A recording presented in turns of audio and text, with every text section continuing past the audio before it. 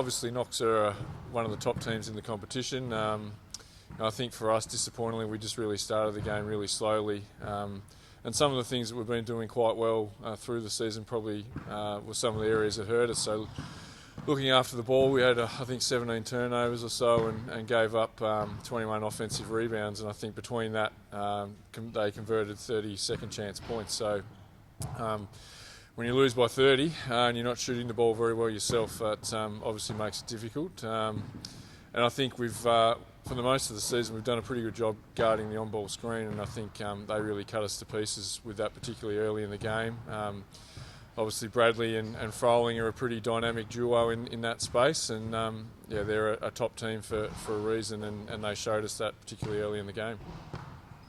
Yeah, is your shooting percentage the big thing at the moment that's sort of hurting? Yeah, I think we're generating enough shots, and I think we're number one for pace in the competition.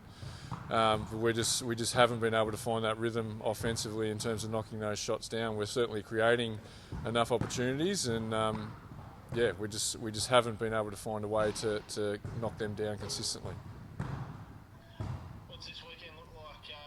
Obviously these two teams are maybe on a ladder, but do you give yourself a sniff to try and at least win one on the road? Yeah, look, it's another tough weekend. Waverley are the defending champions, and I think they're hanging in at 7th spot at the moment, so pretty crucial game for them, trying to lock in a final spot. And Nunawading, obviously one that we let slip earlier in the year, and they've added a player since we played them. So again, they're going to be a tough out. Again, another team looking to try and squeeze their way into the playoffs. And two tough games, and we're definitely looking to try and pinch at least one of them. We probably owe Nunawading one after the home game loss to them earlier in the year. Is it top 8 for the playoffs? Yeah, that's right. Yep. Yeah. So have you sort of put a line through yourselves now, or do you? Yeah, I think we would have to win every game, and the teams in 7th and 8th would have to lose every game, which includes Waverley. So highly unlikely, but you never know.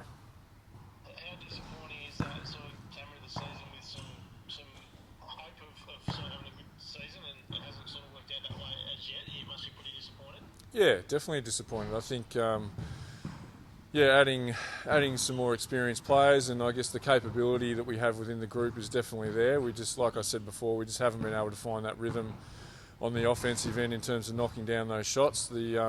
But we have shown in patches that we can compete with the top teams when we're able to put it together. So that is really frustrating and disappointing for everyone, not just me. I think the players are feeling that as well, and we obviously got 6 games to go where we want to try and get as much out of it as we can, and if we can't make the finals, at least impact the layout of the finals, and I guess show the club and our fans that we all have the passion for it, and we are disappointed the way the season's rolled out, but we're going to give it everything we've got to finish the year.